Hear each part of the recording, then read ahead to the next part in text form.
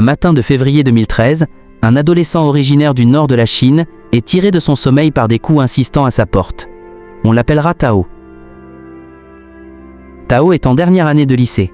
La veille au soir, lui et ses parents s'étaient violemment disputés. La discussion avait dégénéré. Ses parents ne comprenaient pas pourquoi il préférait passer du temps à jouer de la batterie plutôt qu'à étudier. Tout le monde s'était couché en colère.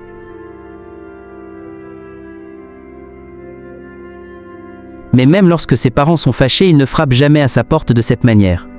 Les yeux encore embrumés, il ouvre et découvre deux hommes inconnus, vêtus de vêtements ordinaires. Ils affirment être de la police. L'un d'eux lui demande s'il connaît cette personne. Le nom qu'il prononce, Tao ne l'a jamais entendu. Les hommes expliquent que cette personne a été arrêtée la veille et qu'elle a déclaré que Tao était son complice dans une affaire criminelle. Ils ajoutent qu'il doit les accompagner pour les aider dans leur enquête. Tao ne comprend rien et commence à paniquer. Il pense aussitôt au VPN qu'il a utilisé pour accéder à YouTube et regarder des tutoriels de batterie. Les deux hommes le conduisent jusqu'à leur voiture. Un simple 4x4. Ils expliquent qu'ils ont choisi ce moyen pour lui éviter l'humiliation d'être vu emmené par la police. Tao monte à bord. Mais lorsque le véhicule démarre, il remarque qu'il passe tout droit devant le poste de police local.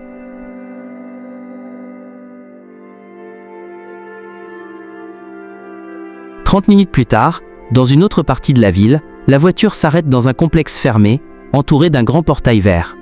Tao comprend alors que ces hommes ont menti. Ils ne sont pas policiers. Et il a la désagréable impression qu'il ne quittera pas cet endroit avant longtemps. Ce lieu est un établissement spécial pour les jeunes à problème de comportement. Il en existe de nombreux similaires à travers la Chine, chacun ayant ses propres méthodes plus ou moins cruelles pour imposer la discipline et l'obéissance. Mais que se passe-t-il réellement dans ces écoles? Comment peuvent-elles exister et en quoi World of Warcraft entre-t-il dans cette histoire?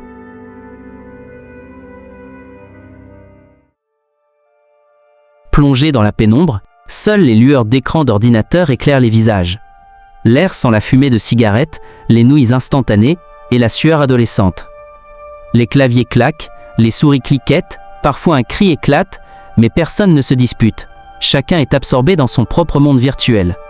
Partout dans le pays, ces lieux que l'on appelle les cybercafés, ou Wangba, deviennent le refuge préféré des jeunes. À mesure que la Chine s'enrichit, l'usage d'Internet explose, surtout parmi les adolescents. Ils passent des heures, parfois des journées entières, dans ces cybercafés ouverts 24 heures sur 24. Leurs parents, qui ont grandi avant la révolution numérique, ne comprennent pas cette fascination. Comment leurs enfants peuvent-ils préférer World of Warcraft à l'école, au sport ou même au rendez-vous amoureux? Les inquiétudes grandissent. Dans une société de plus en plus compétitive, les bonnes notes sont perçues comme la clé du succès futur. Or, les journaux multiplient les gros titres alarmistes. Des jeunes qui incendient un cybercafé après s'être fait refuser l'entrée. D'autres qui meurent d'épuisement après des sessions de jeu de 20 heures. Un véritable mouvement de panique morale s'installe autour des dangers d'Internet. En 2005, un juge de Pékin déclare que plus de 90% des crimes commis par des mineurs sont liés à Internet. Une affirmation hasardeuse, quand on sait qu'à l'époque seulement 10% de la population chinoise a accès au réseau. En 2006, la Ligue de la jeunesse communiste annonce que l'addiction à Internet est un grave problème social, menaçant l'avenir du pays. Le gouvernement la désigne même comme la première menace de santé publique pour la jeunesse chinoise. Les autorités réagissent brutalement.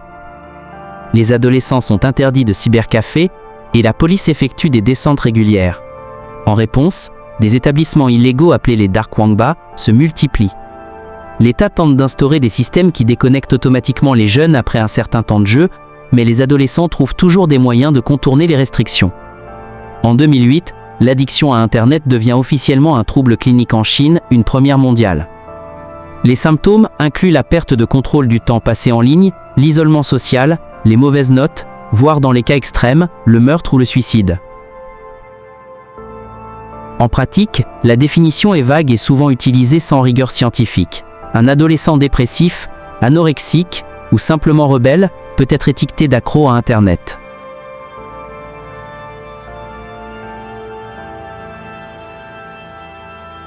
Cette atmosphère de peur atteint son apogée avec la diffusion d'un documentaire intitulé « Combattre le démon d'Internet », qui a transformé nos génies en bêtes. Le film présente les jeux en ligne comme de la drogue numérique, comparable à l'héroïne, et glorifie une solution miracle. Des camps de rééducation militaire destinés à guérir les jeunes par une combinaison de thérapie, de médicaments et d'exercices physiques.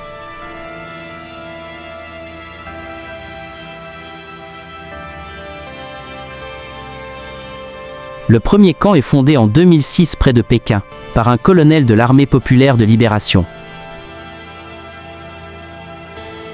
Fort de son expérience dans la réhabilitation de toxicomanes, il considère qu'Internet est une autre forme de drogue.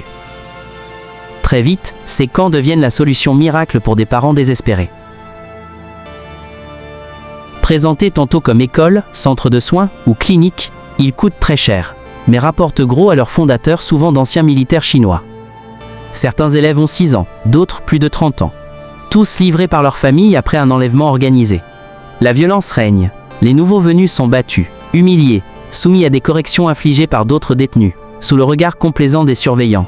Certains gagnent la faveur des gardiens en leur rendant de petits services, comme des massages, corvées ou de l'aide en cuisine, contre un peu plus de nourriture ou un allègement du régime disciplinaire.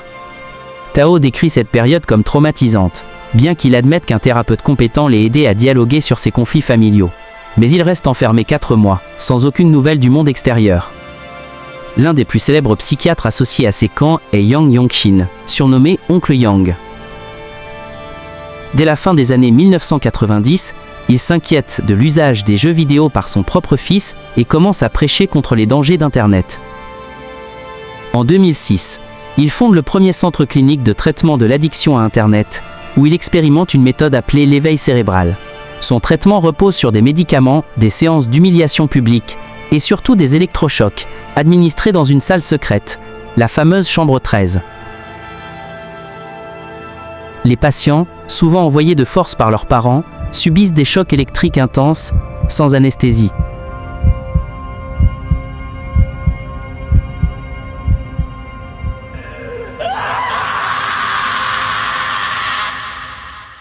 Certains racontent une douleur indescriptible, des brûlures, voire une perte de conscience.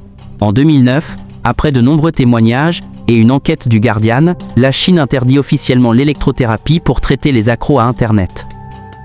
Mais Oncle Yang contourne la loi, rebaptisant sa méthode d'acupuncture électronique. Il continue à exercer jusqu'en 2016, soignant, ou plutôt torturant, environ 6000 jeunes.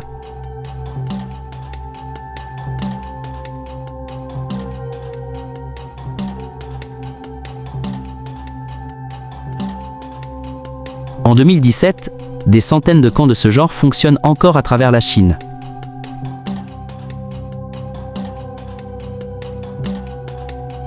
Malgré les scandales, les décès et les suicides, beaucoup restent ouverts sous de nouveaux noms. Certains cas choquent le pays.